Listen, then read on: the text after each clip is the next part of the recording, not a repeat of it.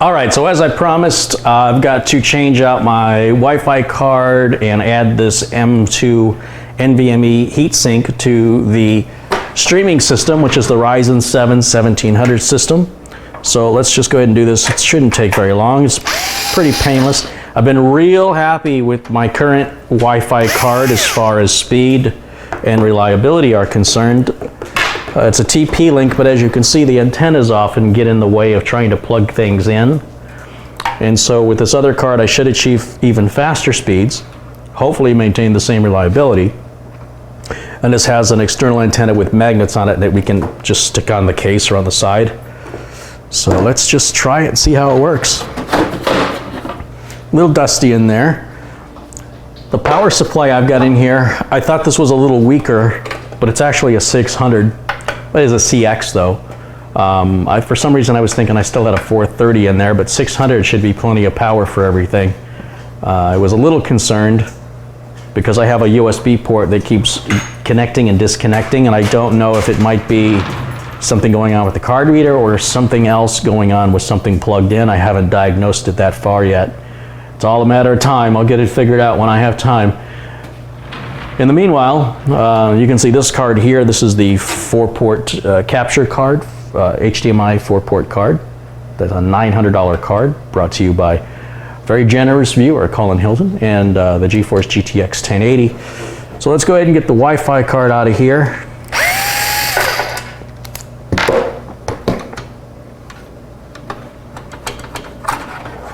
It's about the only spot I had left for it. Now this particular card is, as I mentioned, it's TP-LINK, but the exact model number, I can't remember. But what I will do is I will look it up and provide that information in the video notes below the video. As far as Wi-Fi cards go, internal, been very, very happy with TP-LINK. And then I've got the M.2 drive to put the cover on. Where is my M.2 drive? Oh, it's underneath my graphics card. Of course it is. You know, that's one of the other problems, not only of heat, that's a really terrible location. So let's go ahead and pull the graphics card while we're in here. It's got to come out anyway.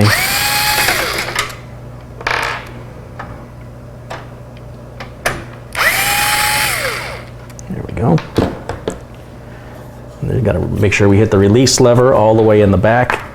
And then we should be able to just wiggle gently. Don't rip the whole socket out. Like some people I know. You know who you are. Yeah, I'm talking about you. Easy. There it is. That's the EVGA 1080 card. Let's just set that over here for now. And what do we want to do first? I'm kind of curious about this whole heatsink M.2 situation. So let's do that first. Might need some needle nose pliers while I'm in my tool cabinet here. Okay, so let's go ahead and take out the M.2, make sure I'm grounded by touching the case. Always, always, always use a magnetized screwdriver. It is not dangerous to electronics. It's dangerous to floppy disks, but if you're still using floppy disks, you've got bigger issues than magnetized screwdrivers. Okay, so let's get this thing out of its box. That's sealed tight. What do we got in here? Foam. Oh, there's the clips. There's thermal tape.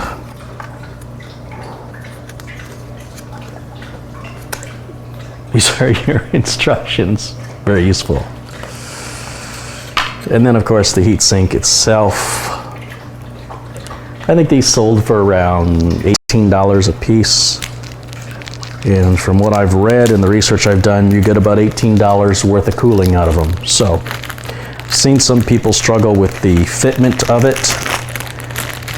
And then, of course, the other concern, I mean, if you want the best cooling possible, you'll have to remove the sticker, but the sticker is your warranty on here. It's got your serial number on it.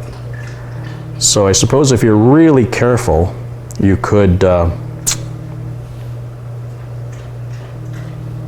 save that sticker if you ever have any warranty issues. I don't really want to remove the sticker. I'm afraid that I might not be able to find it if I ever need it. And it's going to impede the cooling a little bit by leaving it on. If you want the best cooling possible, then you definitely want to remove that sticker. There's another sticker right up here. This covers the company's logo. We've seen this on lots of products, power supplies. It's just there to protect the company's logo. That's all. It just bothers the OCD. I've got to take it off. All right. I'm going to try. I'm trying. There it is. There's the logo. Okay, this side of it, you want this to be as clean as possible. It does not have to be like as clean as a CPU heat spreader would be, because it doesn't see those kind of temperatures that a CPU does. Certainly wouldn't hurt if you want to clean this down with some rubbing alcohol and a Q-tip and let that air dry. You'd be just fine by that. This black piece is the bottom, and what we're going to do, you'll see it's got a little moon shape, or you know, this part here is cut out, whatever you call it, half a circle. And that's going to line up. This is the top, this is the bottom. You're going to sandwich your M.2 drive in there, and then you see these little edges cut out, and this has a little ridge on it. Those little metal clips right here are going to be what keeps that held together. Now, the two thermal pads right here, one's thicker than the other one. The thick one goes on top of the chips, and the thin one goes on the bottom. Now, in a perfect world, whoops. As I mentioned, in a perfect world, the sticker wouldn't be a sticker. It would be somehow printed elsewhere on the drive. I don't know how other manufacturers do it, but that's how Samsung does it, and that sticker has your serial number on it. So this isn't like a void if removed type sticker that you traditionally see. That's not illegal. But what this is the actual product information that do determine your warranty status. And without it, they have no way to help you. You've got to have that information. I don't know that it necessarily has to be stuck on the drive, but you've got to have it. I'm afraid I'll lose it. It's one side sticky. It's going to stick to something. It might fold in on itself. You know what happens with sticky things. They give you more than you need when it comes to the thermal pads. So you're going to have to grab a pair of scissors here, and we're going to want to just kind of measure that out and cut it. There's one side light blue, one side's dark blue. I don't think it makes a difference. Like I say, just the thick pad goes on the top. That's really what you want to pay attention to. And I'm just going to lay that over the sticker. And you want to just pretty much cover those chips up. Covering up the chips. Doesn't have to be perfect. It could be a little crooked. Nobody's going to see it. If you don't like the crooked and you want to straighten it out, well, you go right ahead. Nobody's going to see it. And then we can just trim it back a little bit. We don't need it to go all the way to the edge. We'll cut it back right there. Not the cleanest cut I've ever made, but that's okay. Geez, was that the thin one or the thick one? That's the thin one. That one's going to go on this side.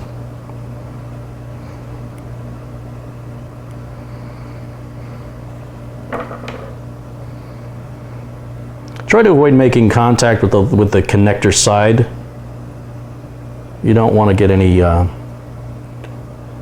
oils from your skin on there, anything like that. So let's put that right like so. I think that'll be good. Up. Thankfully, it's not too sticky. Just want to make sure you establish that bond between the two surfaces. I can actually trim that back just a little tiny bit more.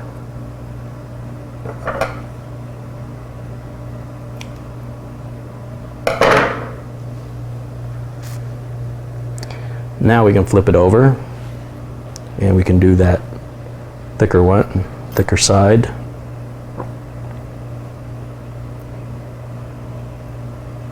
This is pretty straightforward, pretty simple, not very messy because we're not dealing with any liquid compound, thank goodness, just these thermal pads.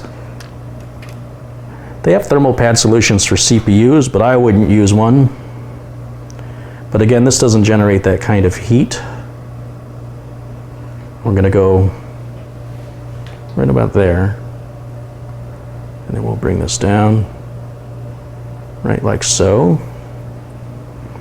and then just cut it back just a little bit. Oh, go a little bit more.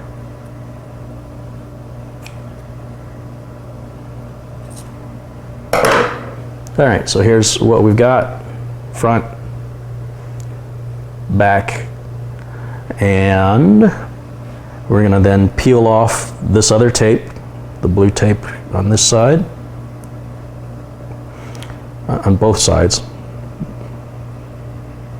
if I can get the tape to come off. Come on. Come on.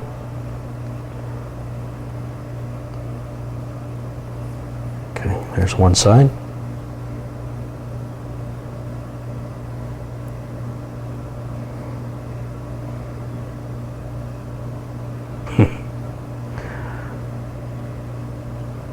Sometimes it's the easiest parts that are the most difficult.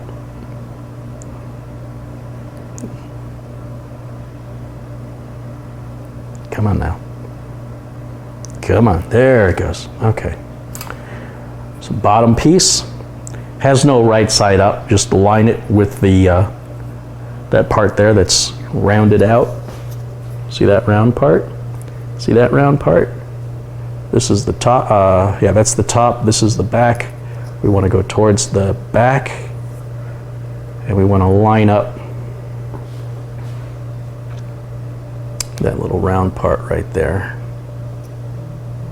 Probably should align right with the edge of the circuit board on most M.2 drives. Same thing with the top piece. It's a bit heavier and thicker. This part goes on the chip side. Again, you want to align the rounded part with the rounded top. You'll see this adds quite a bit of thickness to our M.2. Really stuck to it. My goodness. Let's try that again. Once there, one goes this way. It's difficult to get it aligned. It looks like I should have done the top first because I'm struggling with the top. For some reason that side is much stickier. It's really holding it in place. So I want to just make sure that this edge is aligned, and I want to make sure that the drive is as straight as possible for the maximum heat transfer. And then I'll put this piece back on. Remember, you could keep all this really super clean with the same way you'd clean a CPU, with some rubbing alcohol or denatured alcohol and some Q-tips. Try and get that aligned as best you can.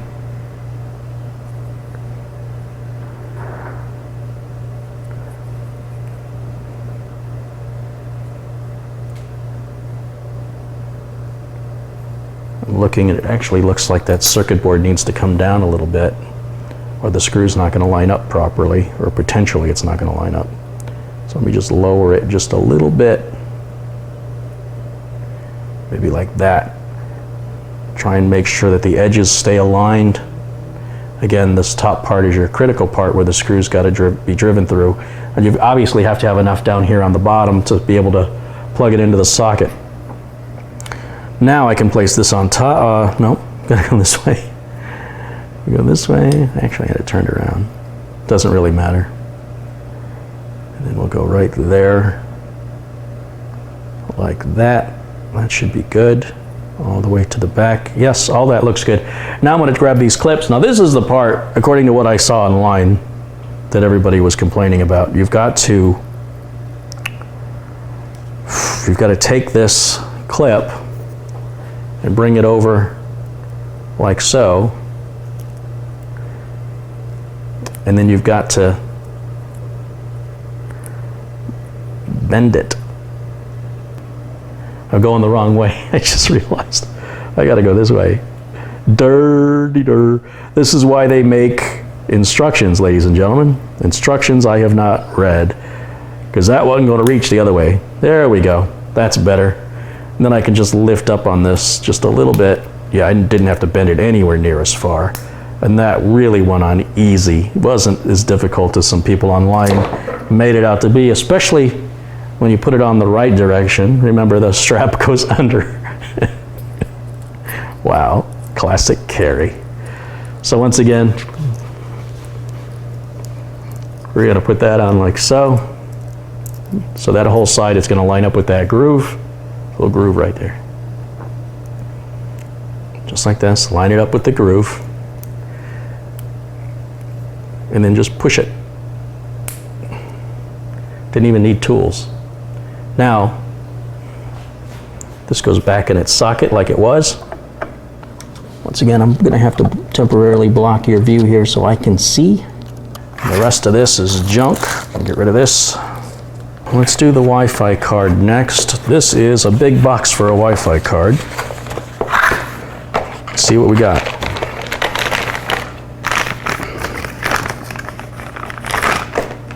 Got the card itself.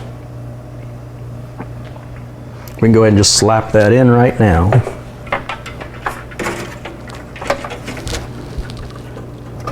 There it is. Really had to push forward on it to get it seated. And then we'll just secure that into position. Probably want to do it started this way first. Not with that screwdriver. With this one.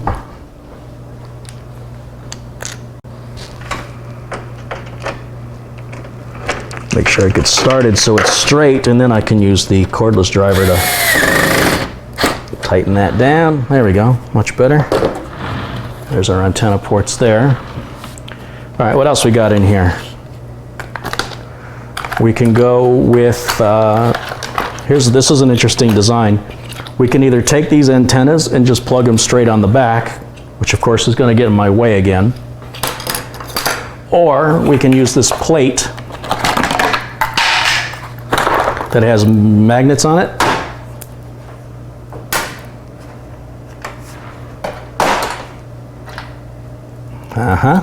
See? It doesn't matter which of these goes where, but you know, my OCD always wins. So I'm gonna just put them in the order of the cables, right? I'm not gonna have any cables crossing over, it just keeps it a nice clean look, but I don't think it really matters. There's two. And there's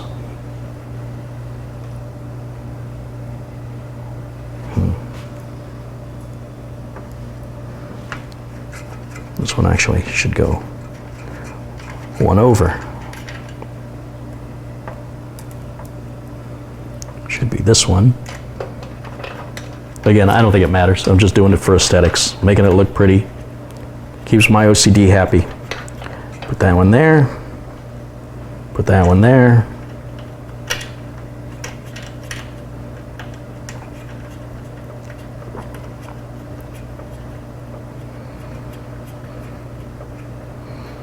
Put that one there.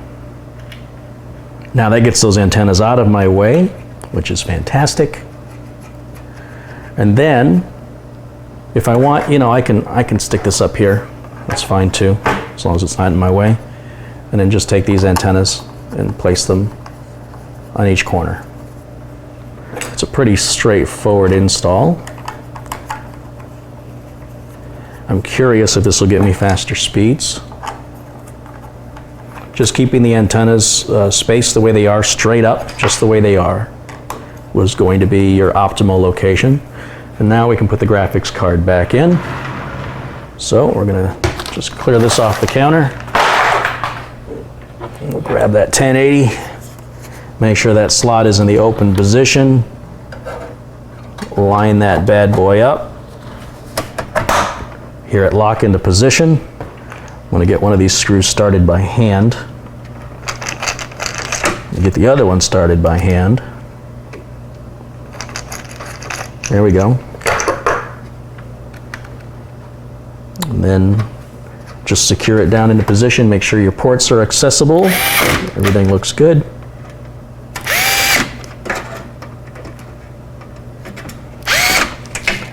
And our little upgrade's done. Now it's just a matter of firing it up and testing it out. I'm pretty confident everything's going to be okay. I also have to plug power back onto the graphics card. That would help. I don't get video, how come? I think I know why. Okay, looks good. Is that on? Yep, that's on. Panel back on. Normally you wouldn't put the panel back on until you've tested it, but because I'm doing a live video of this, this is being shot in camera and then I'm going to stream it live. I'm going to go ahead and plug this back into its location where I stream and see if Windows 10 finds the driver automatically. There was a new driver as of April 2018. This is this is the end of June 2018. So I don't know if Windows 10 will have the latest driver, because Windows 10 was released right around that same time. So probably the driver from Asus will be better regardless. I don't know if it'll detect it or not. I will follow up with you guys when I find that out. So for right now, I'm going to go ahead and place this back. All right, come on, you big old monster. It's actually much lighter than it used to be. And then what I'm going to do, I'm going to load the driver, which I've got right here on the flash drive, which I downloaded directly from Asus's website, which is the only place you should be trusting your drivers from. And then I want to see my connection speed, take a screenshot of that, and we'll compare the two and see what you guys think. Here we go. All right, and I'm back. This is live now, and we're back on the streaming machine. Obviously, I can't have the streaming machine unplugged and be upgrading it and live stream it. Use your head. Obviously, I'm not going to be stripping out screws with a power screwdriver because it's got a clutch setting on it that prevents it from turning the screws that hard. And obviously, everything's working. So the question then becomes, what was the end result? What was the difference between the two cards, and was the upgrade worthwhile? Somebody attempted to explain the Wi-Fi speeds to me, but their understanding of wireless access speeds was conflated with wired speeds. Wireless speeds are often the total transmission, which includes a lot of parity and error checking. So the limitations and the way you do the math on it doesn't equate out the same way it does on a wired connection. So that being said, let's take a look at what some of the numbers are that I grabbed. First of all, this little wireless USB, this is a Rosewill, I think it's a 900, N900, 2.4 gigahertz. And that one performed with this speed, if I can grab control of this darn mouse. Here we go. So here's the Rosewill card right here. And you can see that 144.6 megabytes per second. The TP-LINK card, which is an Archer T9E, I was getting 1.3 gigabytes, I'm sorry, gigabits, not bytes, little b's bits. You can see there where it says speed, just above the green bars, 1.3 gigabits per second. That's AC 1900 on the 5 gigahertz band. And then finally, looking at the new Asus RT88, we're now achieving what does that say? That one says 1.9 gigabits per second. So how that translates in the real world, I don't know, but it's a bigger number. I'm happier. It's an expensive card. It's over $100 for that card. I picked it up as a refurb, but actually as an open box.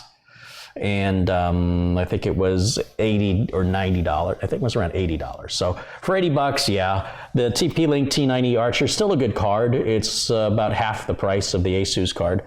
And then of course this thing's obsolete. I put a link to everything in the video notes below. I have to add the link to the M.2 NVMe heatsink. Actually, it doesn't matter if it's NVMe or not. When M.2 drives start to overheat, they start to slow down, just like your CPU would. And in my opinion, people who think M.2s don't overheat or don't have a heat issue If that's the same person that's asking constantly about thermal paste quality and coolers, their thought process is in the wrong place. Trust me, the biggest bottleneck on most systems is your hard drive, it's your storage drive. And you'll never know when your M.2 drive starts to overheat. Your system just runs slower. You'll be looking everywhere probably trying to figure it out. It'll be the last place you look. The more expensive motherboards, as you saw me build on the Threadripper, have built-in heat sinks on the M.2 sockets. I think every motherboard should. Placement of where the M.2 drive socket is critical. Asus has sometimes put it on the back of the board to move it away from the heat. Other times they move it down to the bottom right corner. Putting it next to the CPU, which is a main heat source, and your graphics card, which is your two main heat sources, that's a terrible location. It's a horrible location. So of course the heatsink is going to benefit you. Now I haven't been monitoring the temps on it. I just know with the heatsink on it, it'll run cooler. If I really wanted it to run cooler, I would remove the Samsung sticker from the M.2 drive.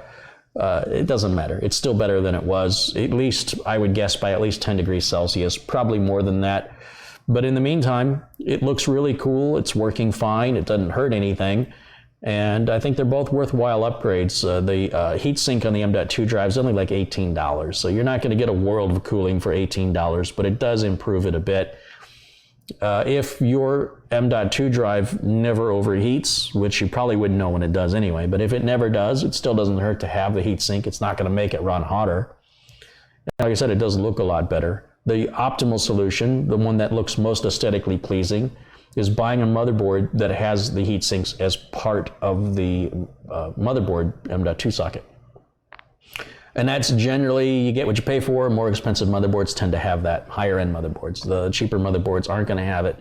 And then you have to buy all these third-party add-ons if you want that. By the time you do that and do all through all the extra work, you could have saved time and saved money by just getting a more expensive board.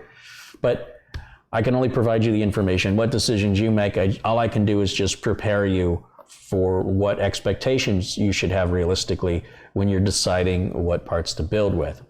So with that, yeah, 1.9 gigabits per second on the Wi-Fi. That's maxed out. That's going to an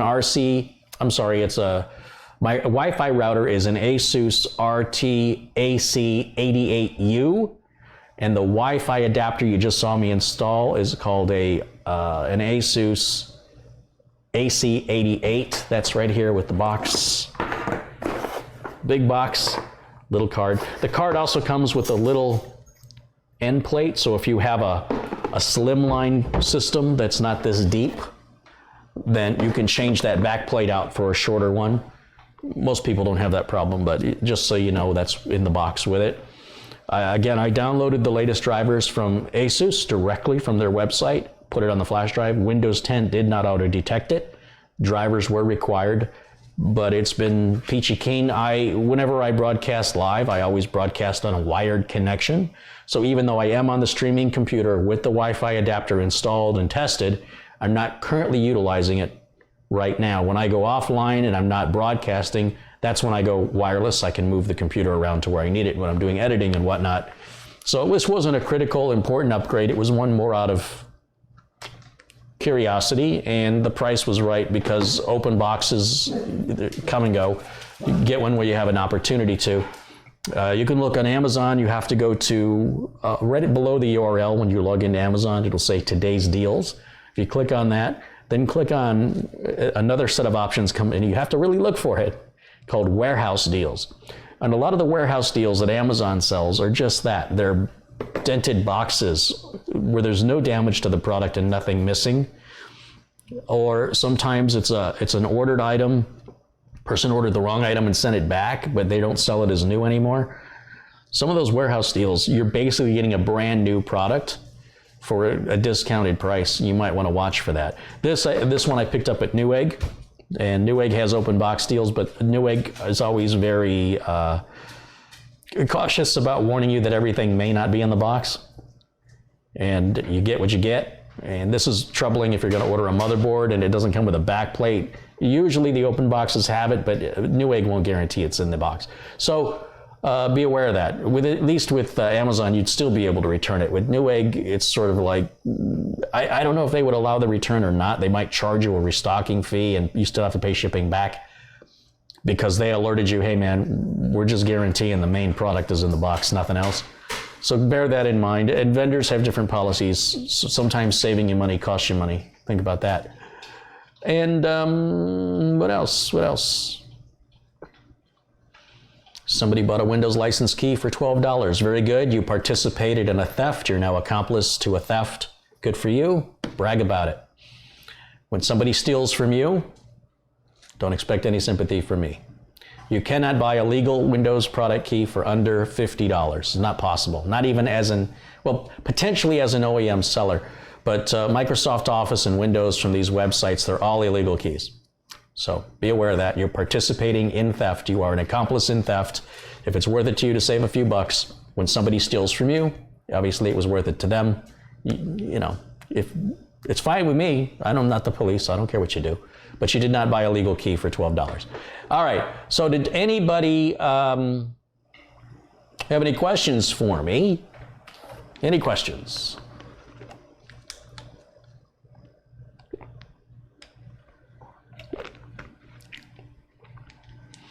Someone sells a key that they owned without using it.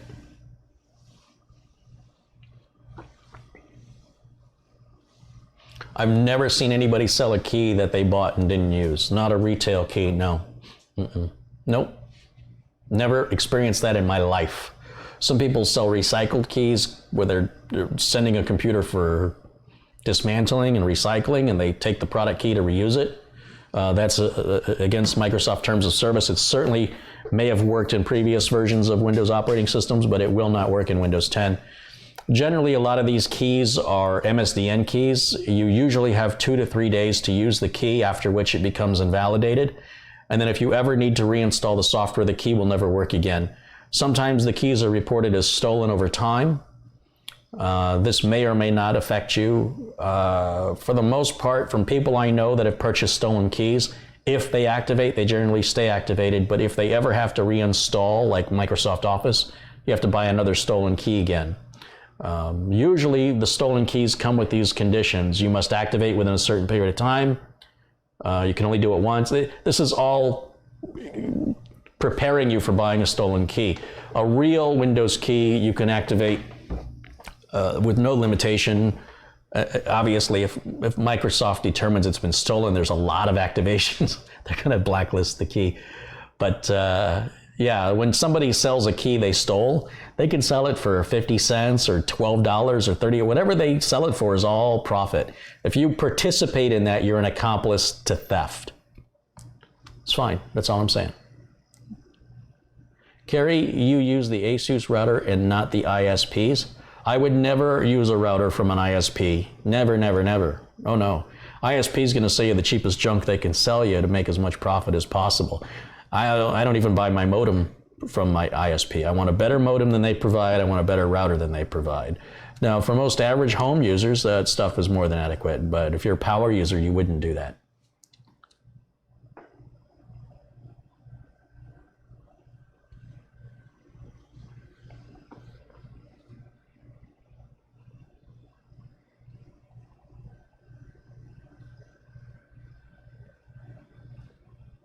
Is it naughty to transfer an OEM key to another build? It worked for me.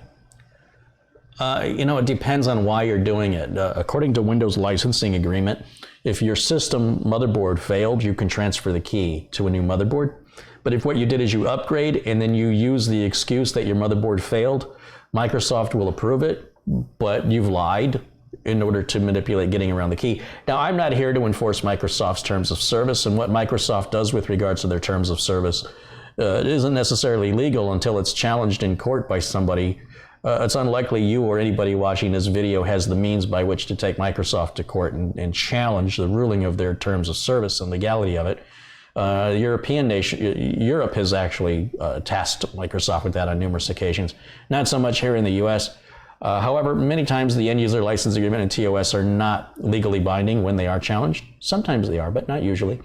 And then beyond that, it's really just a question of how you live with yourself, right? If that doesn't bother you, I don't care. I'm not the police. It would bother me. I can't run a business that way. Again, what you guys do in your own homes is not how you run a business. And I keep trying to emphasize that over and over and over again. You start selling your customers stolen keys, you're probably going to do some time. Anyway, other questions?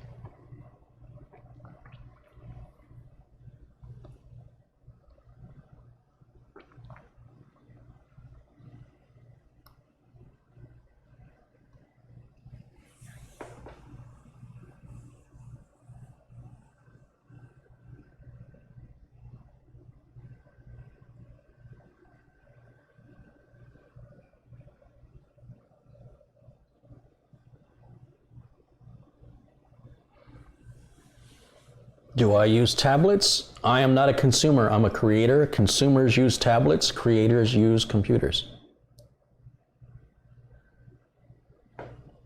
Everything you've ever used on a tablet, whatever you use your tablet for, was written on a computer. It wasn't written on a tablet.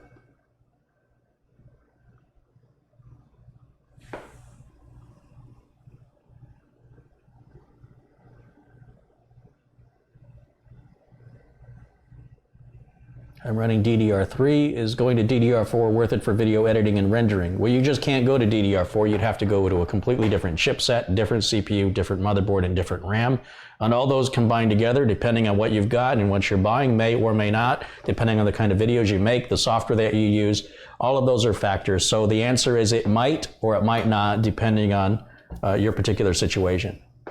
Daryl Mays contributed $10. Says, Carrie, do you know if there's a program you can use to go from speech to text? Dragon, naturally speaking, is the most popular one.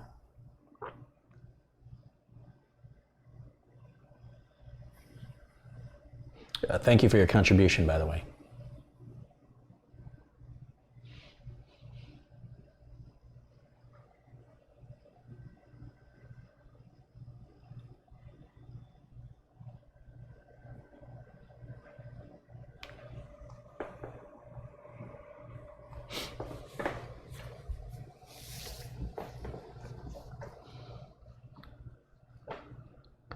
Well, this might just wrap up to be an early evening. If we don't have any other questions or participation here, then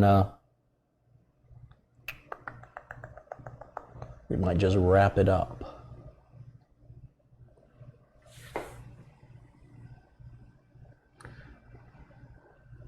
Reverend John O'Toole says Windows 10 has speech to text built in. That's true. You might want to try that as well. Not as good, not as customizable. Like anything else Microsoft includes at no additional charge. It's very basic.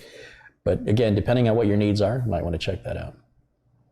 What is your favorite OS? I don't have a favorite. I go wherever people need me. Right now, the vast majority of the population on Earth runs Windows 10, and that's where the work is, and that's what I use. That's what makes me money. That's what keeps me in business. If you want to call that a favorite, then we'll call that a favorite.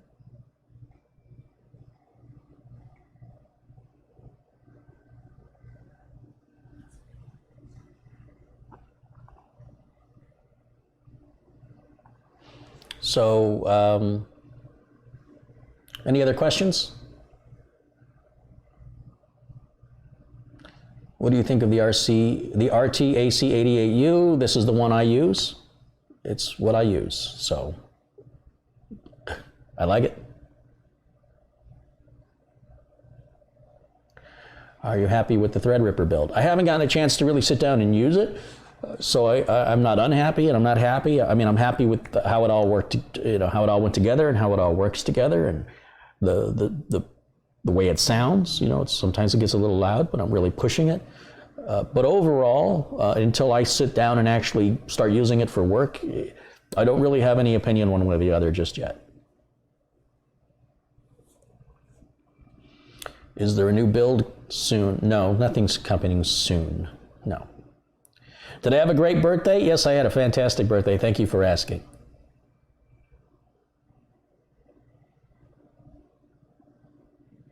Asus or Gigabyte, which motherboard should I choose for business and accounting? Whichever one fits your needs, man. Whichever one fits your needs. Either one is a good choice.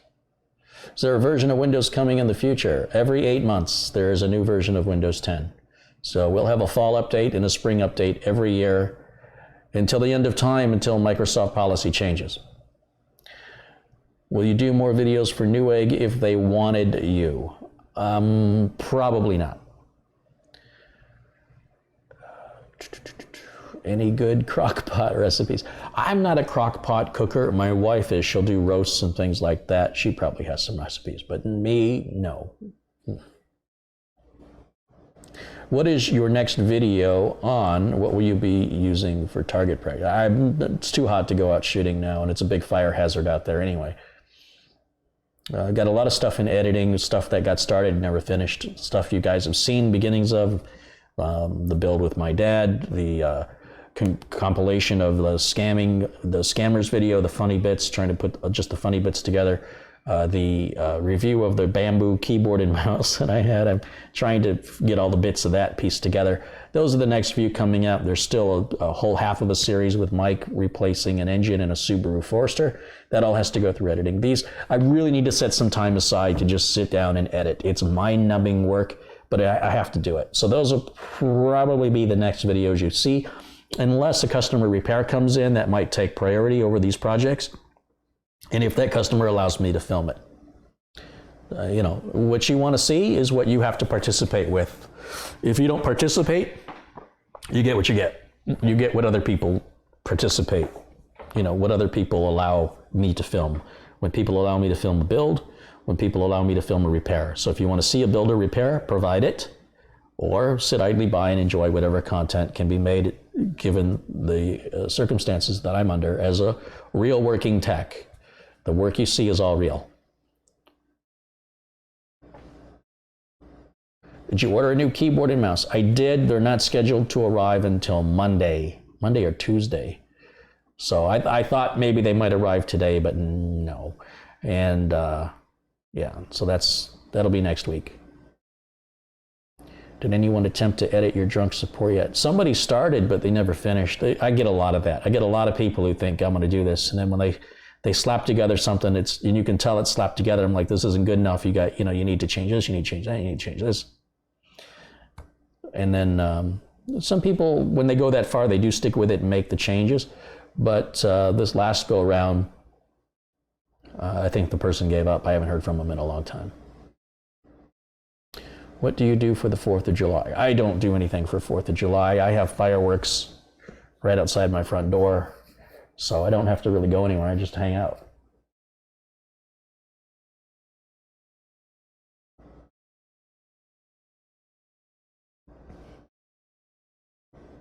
Are you going to have another drunk video soon? You can expect those about twice a year, so I don't anticipate one happening anytime soon since I just did one.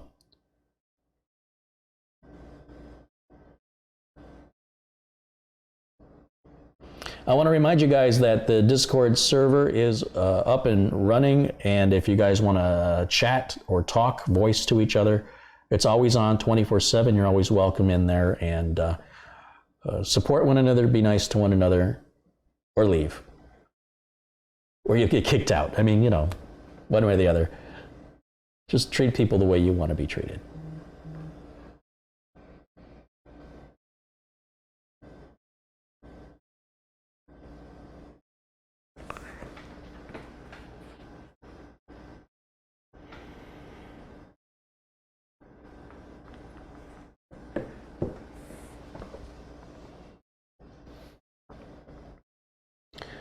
I've discussed the Zynos build in previous live videos. I really don't want to keep repeating myself. The people who have contributed have been kept up to date. If you're not a contributor,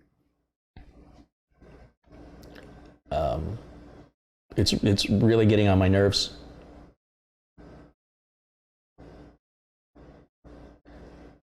Has anyone updated any builds for you? Oh, uploaded any builds?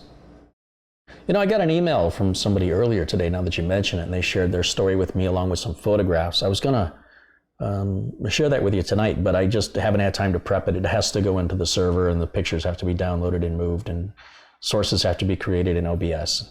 So I'll share that story with you in the near future. And of course, if anybody has any video of their build they want to share and they want me to put it on my channel, make the video, upload it to your YouTube channel, send me the link, and I'll check it and make sure it's okay and family friendly and cohesive, understandable. What's the word I want? As long as it's halfway decent, I'll share it. And you're welcome to plug your channel. It's all good.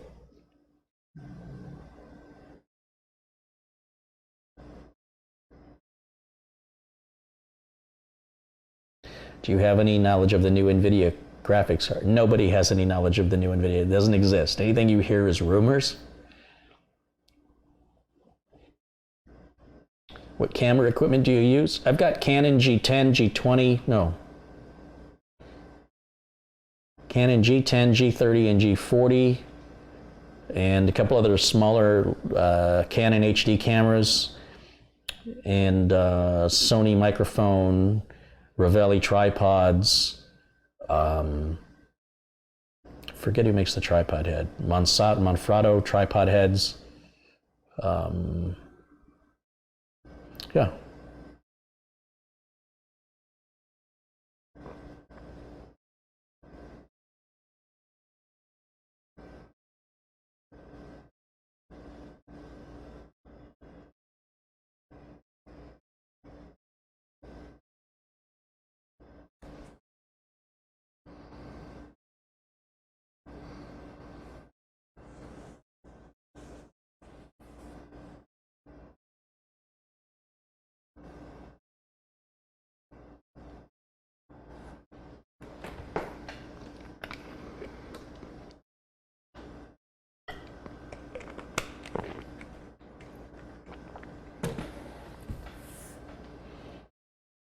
I got about $400 to spend. What do you recommend to make videos? Use your cell phone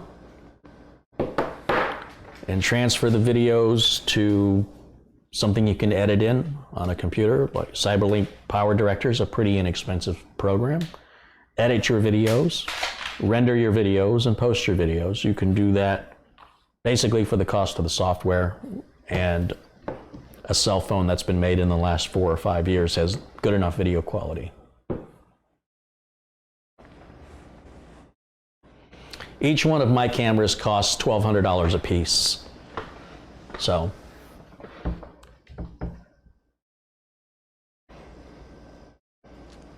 when you start building an audience and your audience starts, demanding better video quality, better audio quality, and then if the money comes in from the YouTube channel that you can justify that, then you gradually move up. I didn't start with great camera equipment at all. Started with very basic stuff. And you should do the same. And if your channel's not making any money, don't invest any more money. And if the channel does make money, take all that money, all of it, and buy better camera and microphone equipment and tripods and tripod heads and cables and memory cards and batteries, extended life batteries and chargers. And yeah. Roll it all back into your channel. Don't spend a penny of it on yourself. Roll it all back in your channel. That's my advice.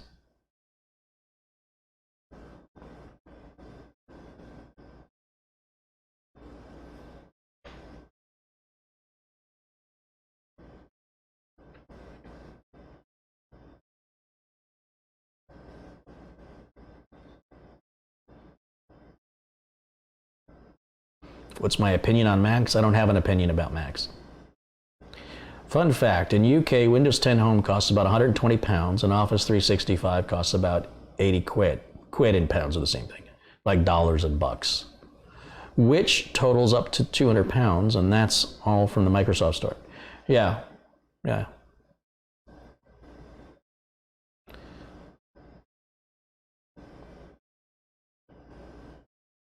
What is the shining light in the hallway behind me?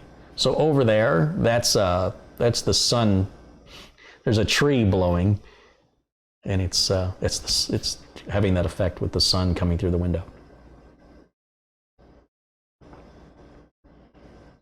Do you use Camtasia or Power Director more?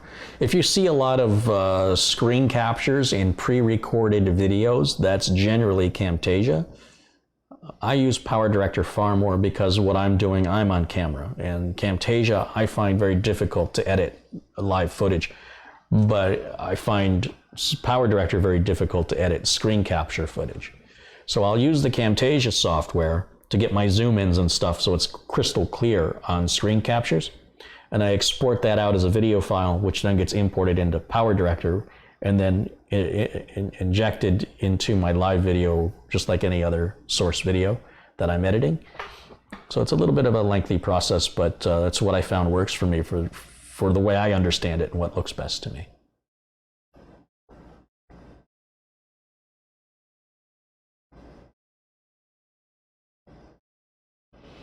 Is Mike's son, Bryce, coming back for a build? Well, it's Mike's grandson. I don't know. There's nothing scheduled. There's no build scheduled. Once again, if you want to see something, you would have to order a build for me. And if you want Bryce to build it, you'd have to let me know that, and I would make that happen. As a viewer, you're just going to get what you get. I don't know what else to tell you.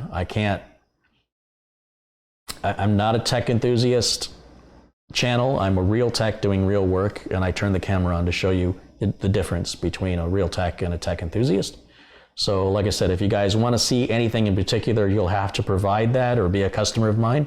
Otherwise, there's no control that I have over it other than what customers order and the type of work customers need. And that's what you see on this channel. Nothing is made up. Nothing is contrived because I have nothing else better to do. That's what other tech channels do here on YouTube.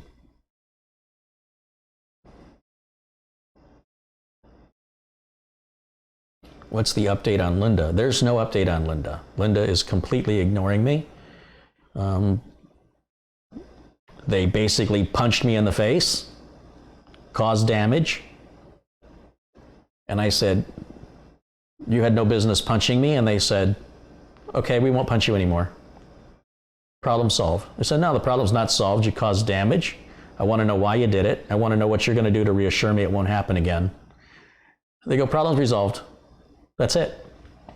They won't answer any of my questions. They won't participate. They won't compensate me for the damages. And they won't reassure me that they won't continue to do this even as I speak right now to other innocent YouTubers as they continue to practice anti-competitive business practices. And YouTube gets paid money from them, so YouTube will never shut them down. Can't win. It's a little guy against it's David versus Goliath. I can't win against that. So that's the status of the Linda update. Nothing has changed. Lynda.com.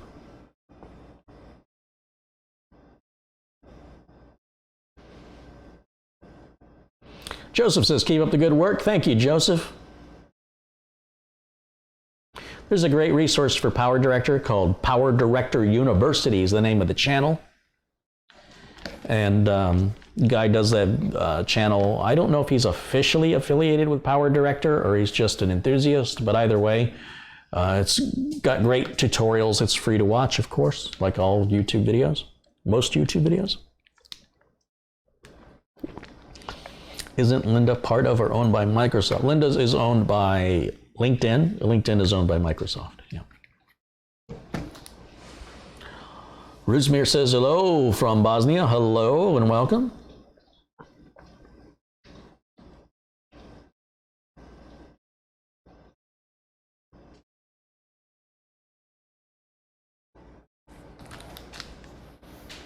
Kenneth says hello from Fort Worth.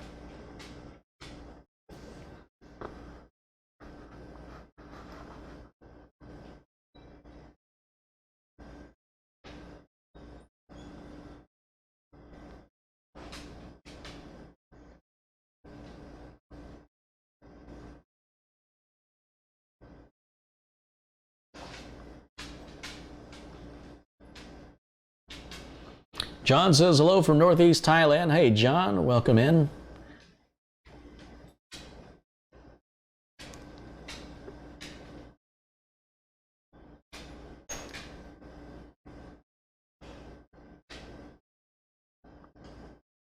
Links to all of the Wi-Fi adapters and things are all in the video notes. I'll add one for the heatsink that's the nickel colored heatsink that I used on the M.2 from EKWB.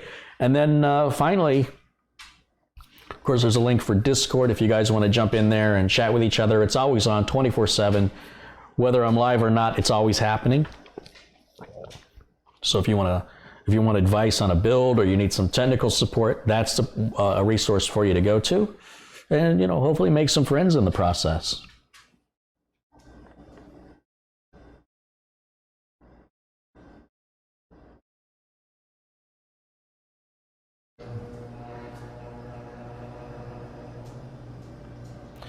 Do I interpret you correctly that you wouldn't recommend a liquid metal mod?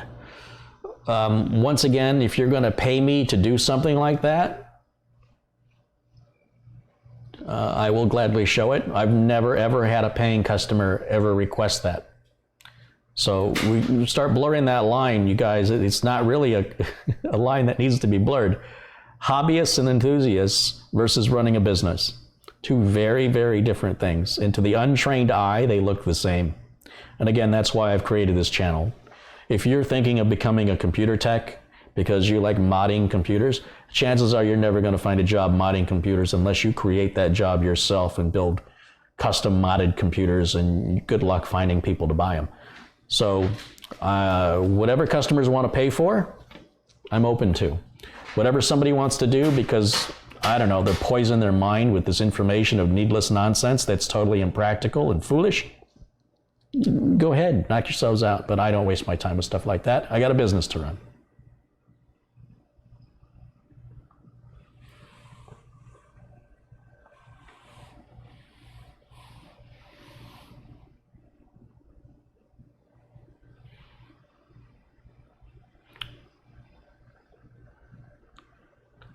Broad Bear says, good day, mate, from Australia. John Davison says, thanks for the content, Kerry. Always good stuff, and thanks for bouncing some trolls. Yes, well, trolls aren't going to last long here. We know that. You can see the amount of mods. Be like a burglar walking into a robber, walking into... I was thinking of RoboCop. The guy walks in, says this is a stick up, and every customer is a police officer having lunch. And they all, every customer draws their guns. They're like, you picked the wrong place. It's kind of like the chat room here. We keep it civil. At any cost. That's right. And for people who are banned, usually after 6 to 10 months, I will clear the ban list out. Most of those accounts for people that behave that way end up getting closed by YouTube from numerous complaints from other channels and abuses of the terms of service, which is effectively what they're doing. But sometimes people are blocked by other moderators. Maybe I don't necessarily agree.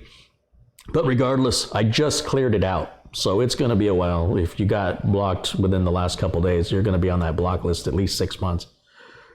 And that should cool their jets. They can still watch the videos, but they can't participate because they've proven they're not mature enough and they don't have anything of value to add, so we don't miss them. And then maybe after 6 months, maybe they'll reconsider, or maybe they'll go away and never come back. Either way, I'm happy. Doesn't bother me.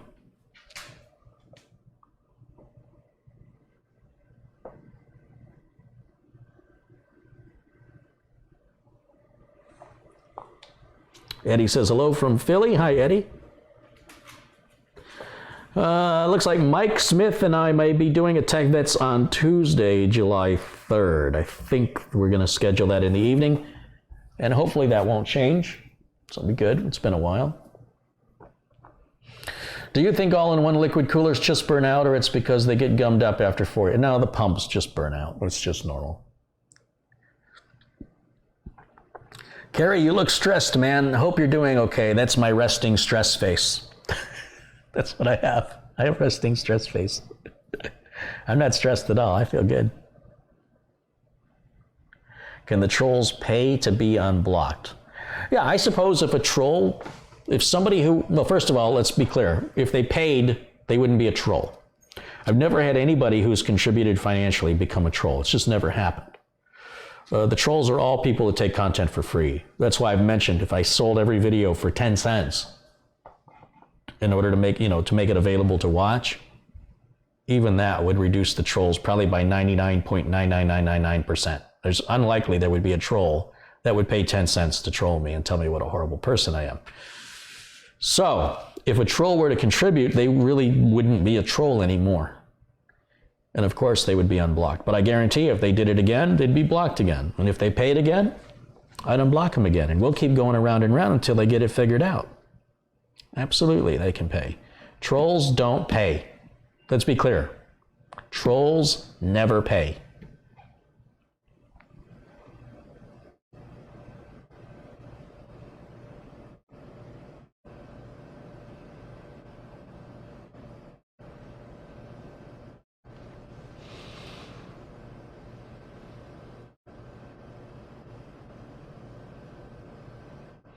Have you ever had a customer try to say they didn't receive their computer trying to scam you?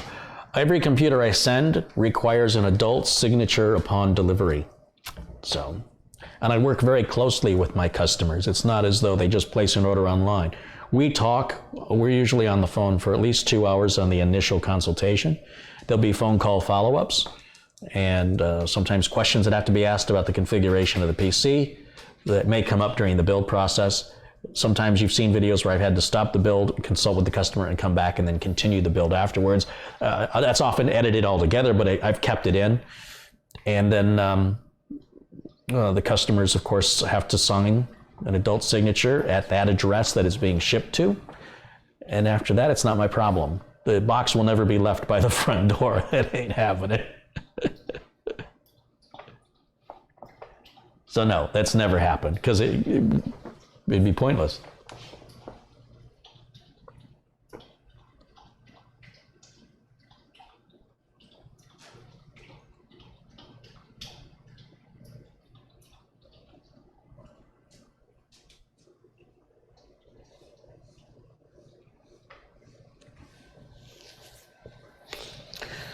I recognize a name in here. Kathleen Burgess has sent a contribution through the donation link. And thank you, Kathleen, for your contribution earlier today. I appreciate that. Bill Sony TT3 is saying, good night, Bill Sony TT3. Winelit3 says, hello from the Netherlands. Hello.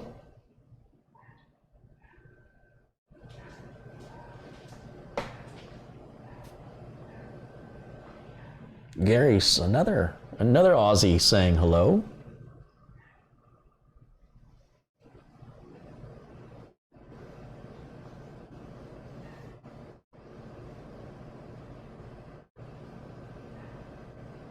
Justin says hello from Scotland.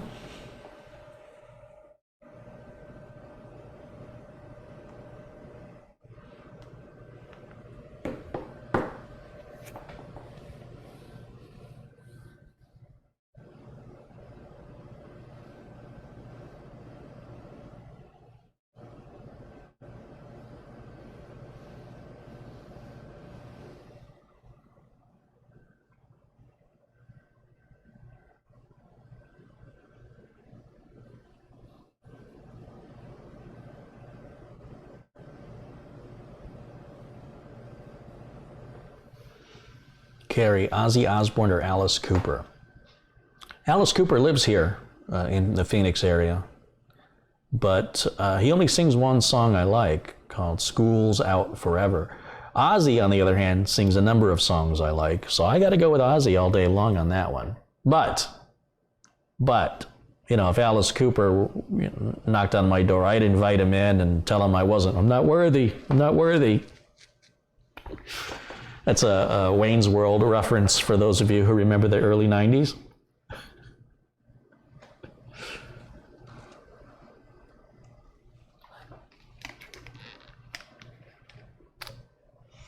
Mike says, I love your videos. I live in Montreal, Canada. Keep up the good job. I hope you're okay.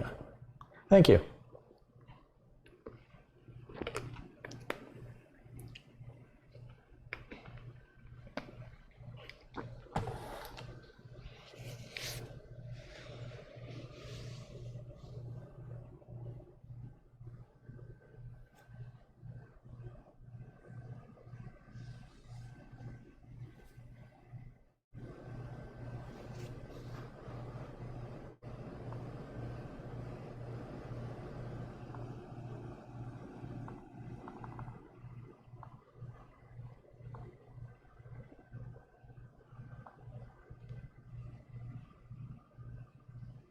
Reach out to Alice Cooper to do a build or camera work. I think Alice has better things to do.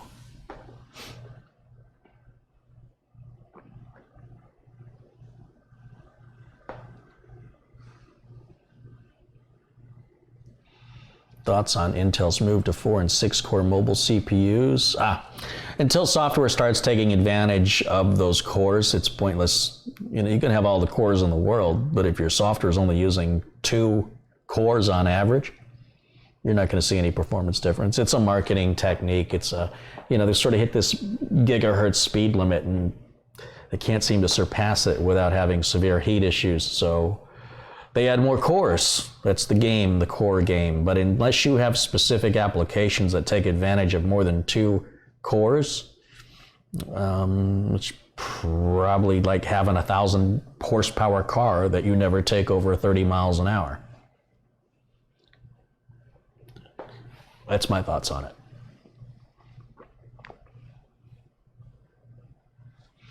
Gatorade is just sugar water. And what's your point? What's wrong with sugar water? I like sugar water.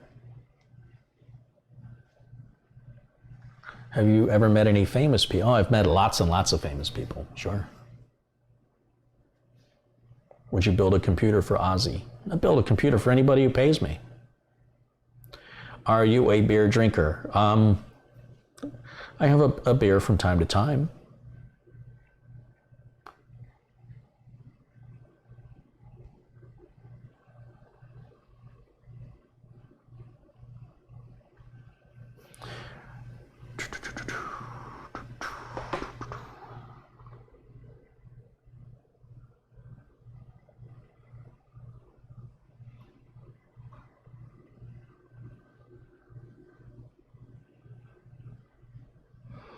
Dr. Mick says, I built an i3-6100 Skylake 2 years ago and it still runs great. I'm not surprised. Why wouldn't it? Why wouldn't it?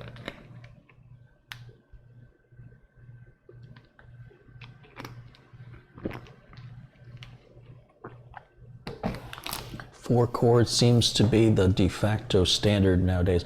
That's because most consumer software generally is written to just run on 1 core. Sometimes the second most common software runs on 2, and the third most common software will take advantage of 4 if it's there. But you can see that's dwindling down. And then when you go above 4 cores, that's really got to be very specific software to take advantage of that. If the software doesn't specifically take advantage of it, those cores sit and do nothing. It will eventually change over time, but you know, it's a chicken or egg situation. If you write software for 12-core CPUs and nobody's got a 12-core CPU, you wasted a lot of time and development in quality control and testing for something nobody's using. If you're selling the chips with 12 cores, but there's no software that uses 12 cores, you're buying a chip, you're overbuying for something you're not going to use for a while. But somebody's got to go first, and then you got to wait for the other person or the other corporations, if you will, to catch up. That's just the way it is.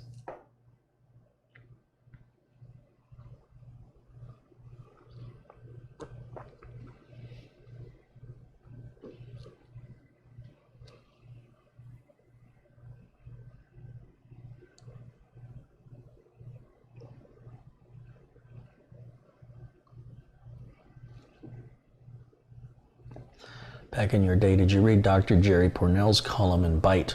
No, the guy I liked to read was Penn Jillette of Penn and Teller. And I think he wrote for Computer World magazine. He had like the back page article. Even back then, he was given prominent space in the magazine. And his articles were very well written, very intelligent, very smart guy, Penn Jillette. Someone I've met on numerous occasions, brag, and Teller. Penn and Teller.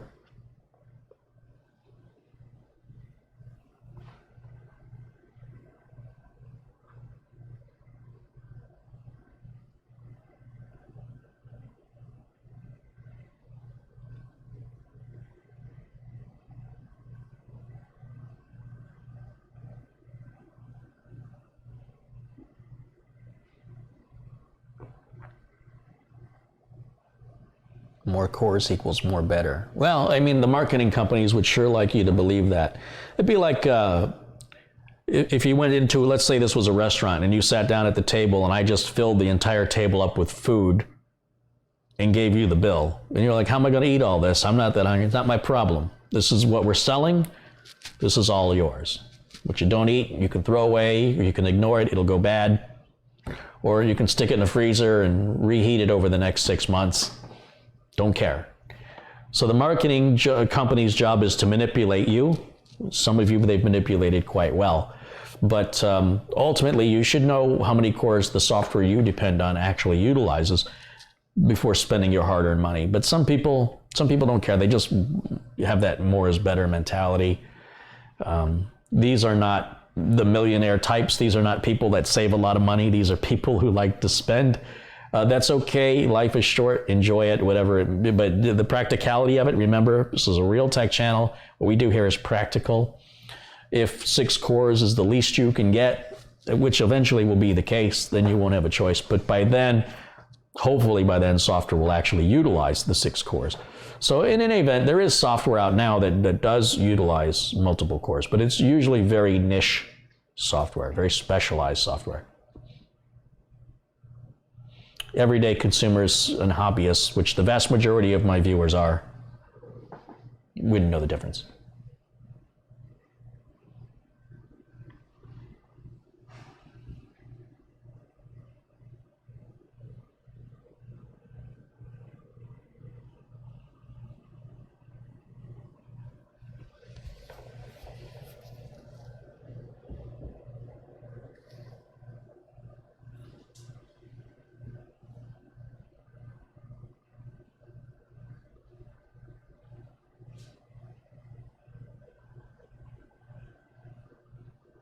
One of the big complaints people had with Threadripper is that single core performance was in the toilet.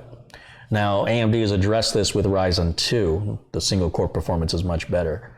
But to this day, Threadripper's single core performance sucks compared to Intel. It's just horrible. But it doesn't make it a bad chip.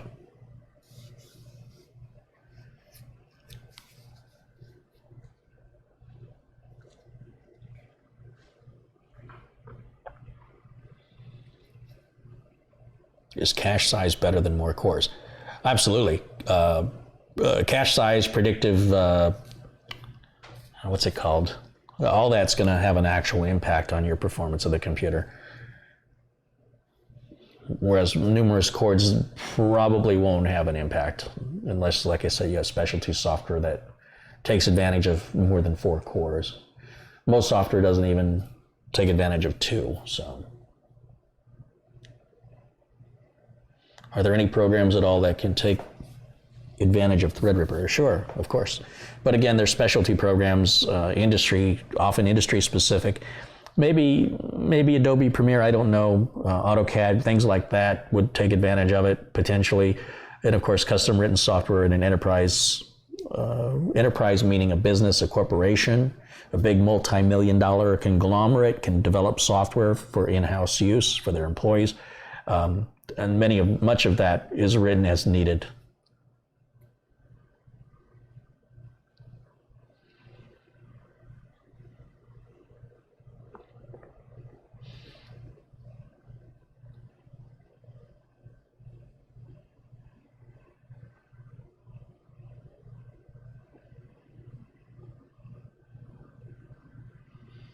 Which is more important, threads or cache? It depends how you use your computer.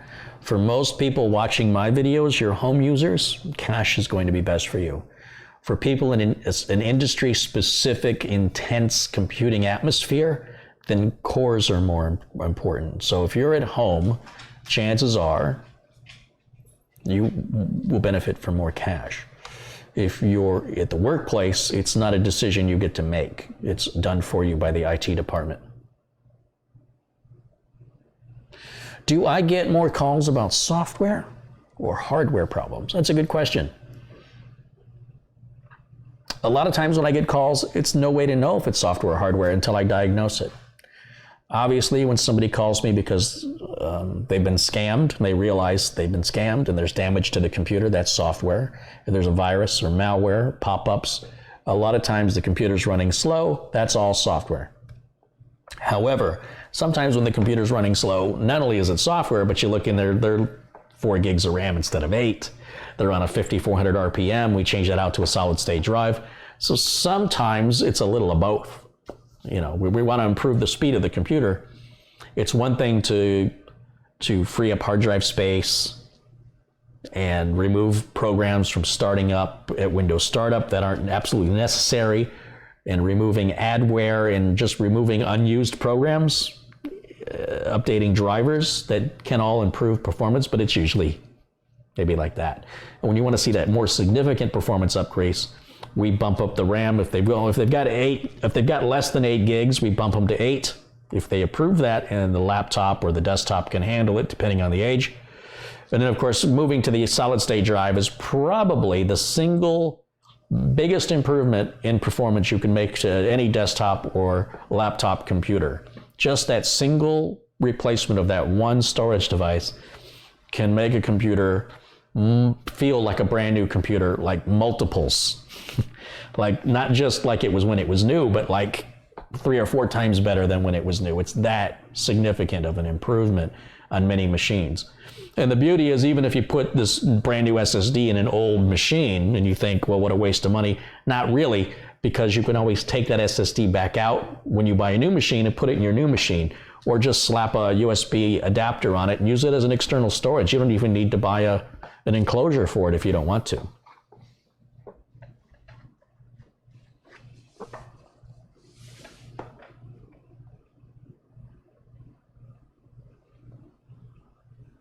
Do you offer your customers remote support, or do they ship the PC in for every software issue? My customers are local, so I'm a managed service provider, or MSP, and that means I provide my clients with, I am their IT department. I'm the entire IT department. That means I provide them with their antivirus, I provide them with their updates, I provide them with their maintenance, I provide them with their backups, I provide them with monitoring the health of the computers overall, the health of the servers, the NAS devices, make sure that everything is running as it should to prevent problems from occurring as much as possible. That's what I do. When customers call me and they've never called me before, I will not work on a stranger's computer remotely, because I don't know what's going on. I can't hear fans, I can't hear hard drives, something could be failing in there. And the worst mistake I could possibly make is to just blindly go and access somebody's computer remotely. Computer that I've worked on within the last 12 months, working on it remotely then is an option. If it's been more than 12 months, I'm hesitant. It's sort of a judgment call I make based on the issue the customer's having and my history with that specific customer. So remote software generally is not free. Programs like TeamViewer cost upwards anywhere from $50 on up a month. And customers don't really respect that a lot of times. They just think, you can just connect to me and fix it. But there's an expense to that, not only of my own time, but as I previously mentioned, of the remote software itself. So somebody who just calls me, who's never paid me before, and I remotely fix their computer, and then I have to hope they're gonna send me a check or give me a credit card, I don't like to collect that up front, because then if I am unable to fix it and they're unable to bring it in, and I need, let's say for example, I try to fix it remotely, it's just something I gotta see with my own eyes, and they say, well, I can't really bring it in, then I've gotta refund money back. So first-time customers always I have to have the computer to evaluate it. And I will go and pick it up and I will drop it off. They don't have to bring it to me. That's all part of my service rate. That's all included.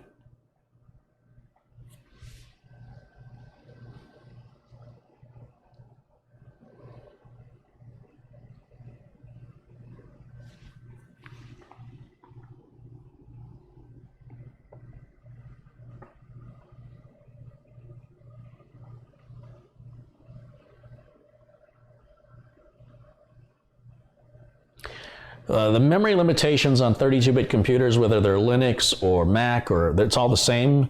You take the number 2 to the power of 2 to the power of 2 to the power of 2 32 times, okay? So 2 to the power of 2 32 times.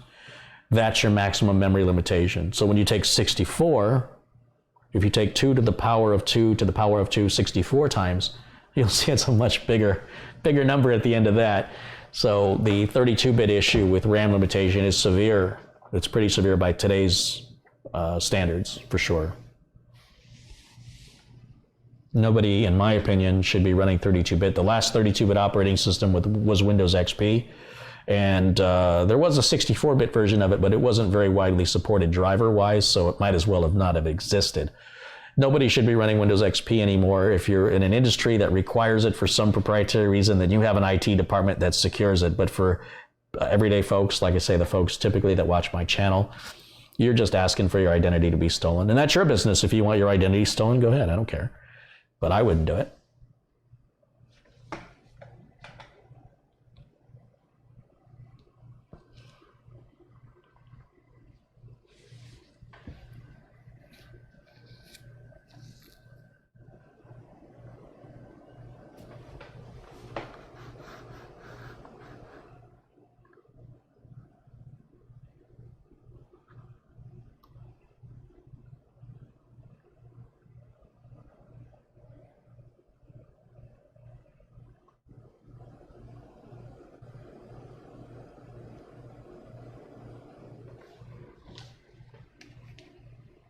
People are talking about boot time. I've said it once, I'll say it again. I think you should always leave a computer on, a desktop computer. I don't think it should ever be turned off. If you want it to be as reliable as possible, you want to suffer as few failures as possible. The vast majority of failures that cause my phone to ring for support happen when the computer's turned on. So don't turn it off. Boot times become irrelevant.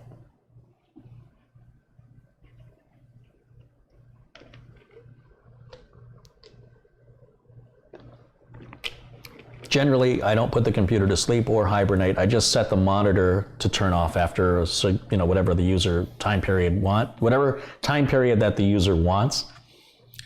Power supplies are all 80 plus efficient, so it's not really going to make more than a nickel's difference worth of electricity maybe every day. It's not much. Doesn't add up to much.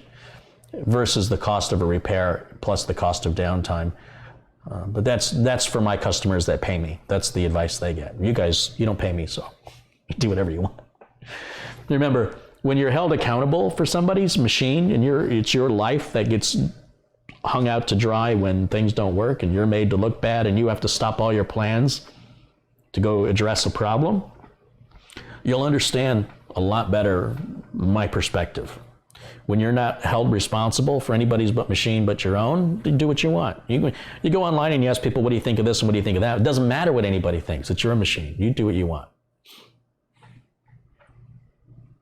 I'm paid to tell people this is how you do with your machine. And if they don't do it, then there's no sense in even talking to me any further because it costs me money.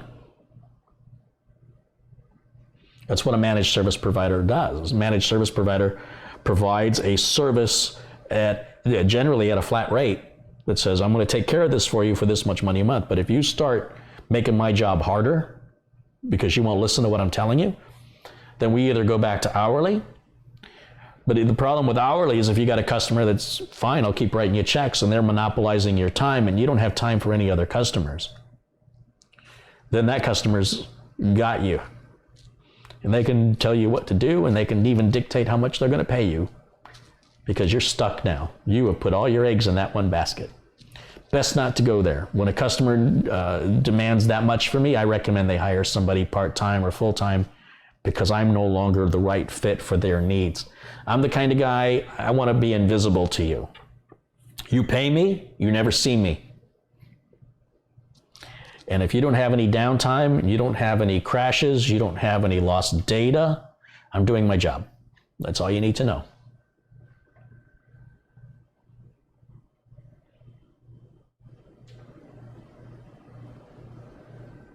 Power consumption on a modern day computer trickles power, especially with 80 plus efficient power supplies.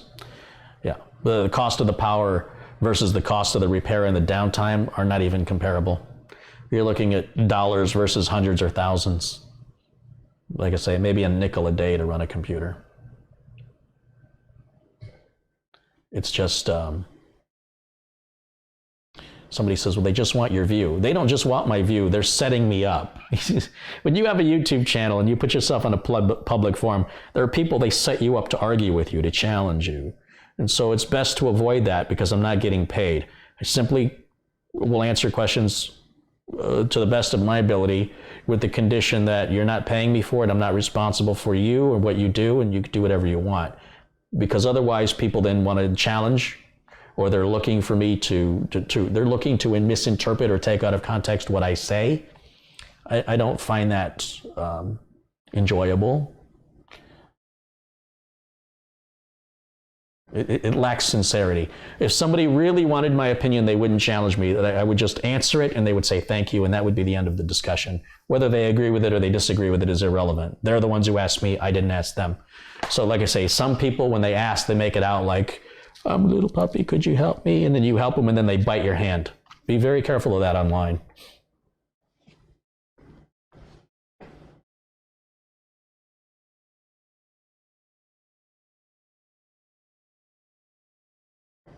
I'm assuming that. Oh, I'm not assuming that. I just look through the chat. Just raise your awareness a little bit. It's happening now. You're doing it. The very thing you just did is a prime example of what I just said. And if you want to keep it up, we can push a few buttons so I don't have to deal with it anymore.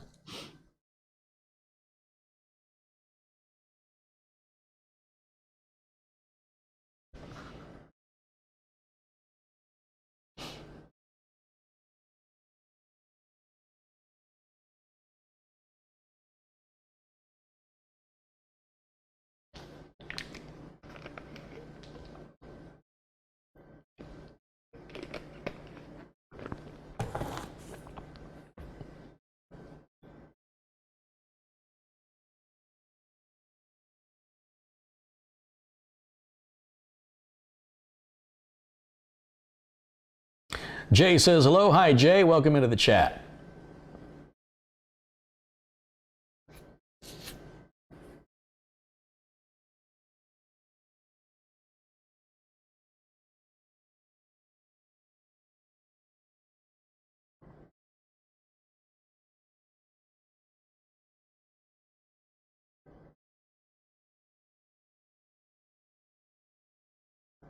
Can you do a late night scammer live stream? One of these days, I'm sure that'll happen. James says you're truthful. Yeah, some people don't like that.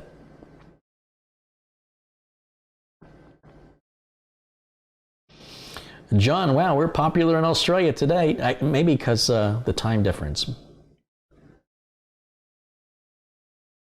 Paul says, good morning and good evening. Play with some scammers and have Subaru Mike join you. That would be funny. Mike's got a temper, though. I think Mike might lose it. Wallace Jones says, hey, Carrie, thanks to your videos, my PC is still working great. That's awesome. Thanks, Wallace. Glad that you find a value and help enjoy them. That's great. That's why I make them. Nothing better than appreciation, man. Love it.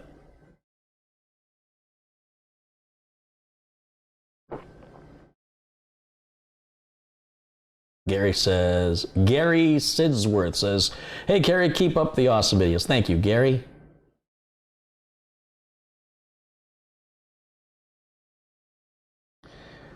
Bud Weiser says, hello from Ottawa, Canada.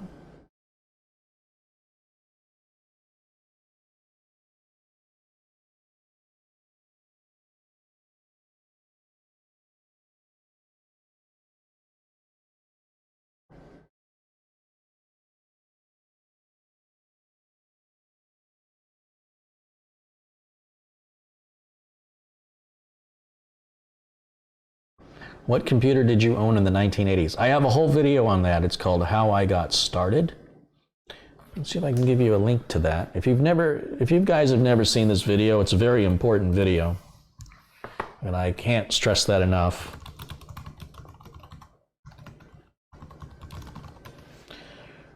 Here's the link right here. Let me copy that into the chat room for you.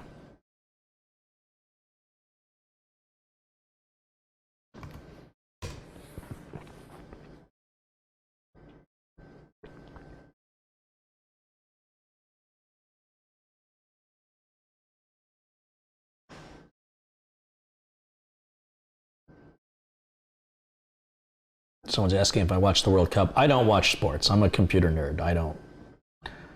If I'm not in the sport, I'm not interested in watching it. I'm interested in doing. So if I don't have control of the outcome of the game, it's frustrating for me, because I think if I was playing that game, I'd be doing it this way.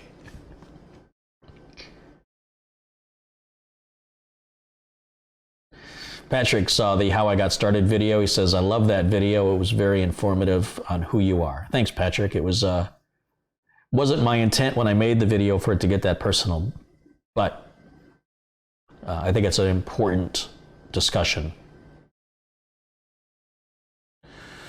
George says, hello from Newfoundland, Canada. Hello, George.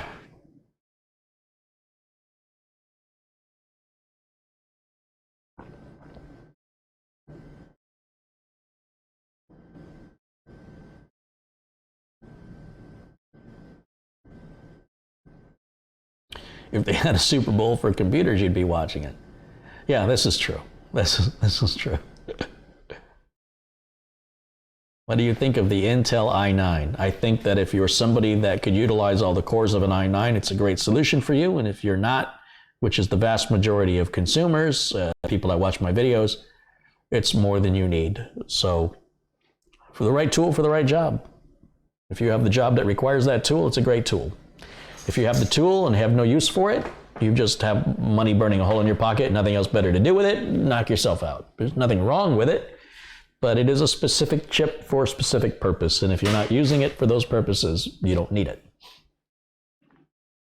Robert says, I liked your video on building a computer from used parts. Thanks, Robert.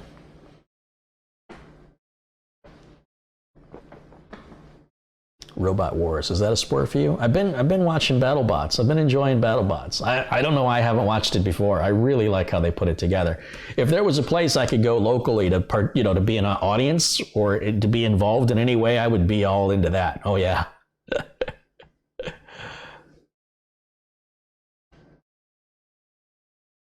I'll take that any day over MMA or WWE. I will take BattleBots any day over that nonsense. Carrie, have you ever been to Australia? No, never been to Australia. Never been out of the United States, really. I've been to Mexico and I've been to Canada. Still kind of like the United States, though. Oh, and I was in the Caribbean. That's it. That's all I've ever been. What thermal paste do I use? Whatever I got laying around. It's all basically the same. Doesn't matter. Probably the most common one I would use would be Arctic Silver 5. But it's just good value for the money. But I'll use any thermal paste. Pretty much it all does the same. You're going to have the same cooling properties. If it makes a degree of difference or 2 degrees, it's 3 degrees maximum. It's just not enough to be concerned about.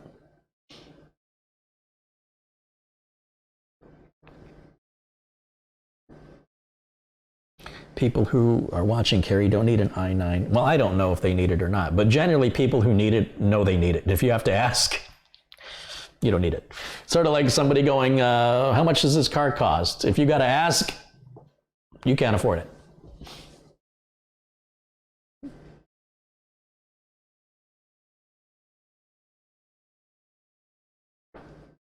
I guess that doesn't work, does it? It's got to be a nice car. If you got to know how much the Ferrari costs, if you got to know how much the luxury car costs, I guess you should say luxury car.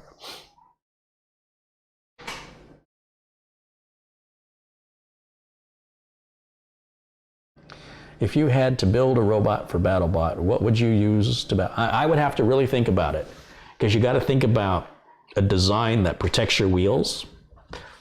You've got to think about a design where you can survive being flipped over. You've got to think of a design where you can survive a hammer or a saw. You know, I would have to really think about the design to be as impenetrable, to be as resilient, and to be on the offense, to have some sort of a weapon up front that would be very difficult to dismantle or break. I wouldn't want a flamethrower where you have you know, it can be used against you, or you run out of gas. I wouldn't want that. I wouldn't want a big moving arm. I like the spinning saw blades, things like that, things that would be very difficult to break or to stop. So I would have to, I couldn't just sit here and make it up. I'd have to really sketch it out and think about the pros and cons of every design and kind of whittle it down to what would be the best and then try it. And if it wins, great. If it loses, take that information on how it lost and make the next, you know, version 2.0 and rinse and repeat as many versions as it takes until you get it right. It would kind of suck to win the first time out, though, because then it wouldn't be a challenge, you know?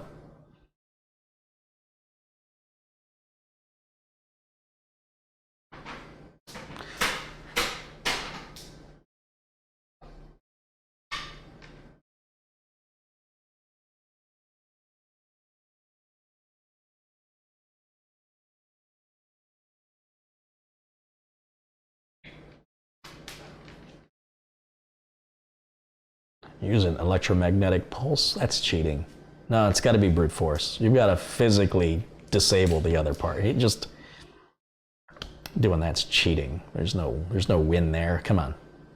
I don't even know how you would disperse an EMP without it affecting the disperser. If you're doing it from a bot to a bot, it'd seem like it would just be suicide.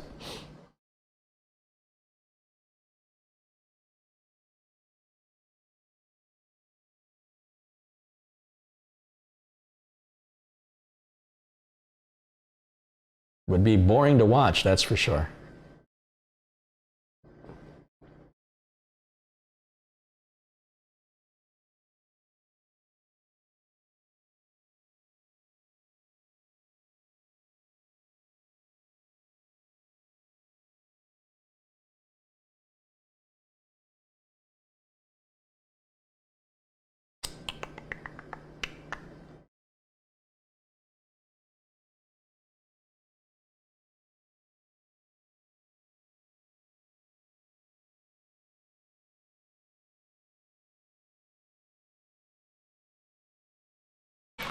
All right, I think that's gonna about wrap it up. It looks like chat is winding down here, so I think I'll wrap it up for tonight.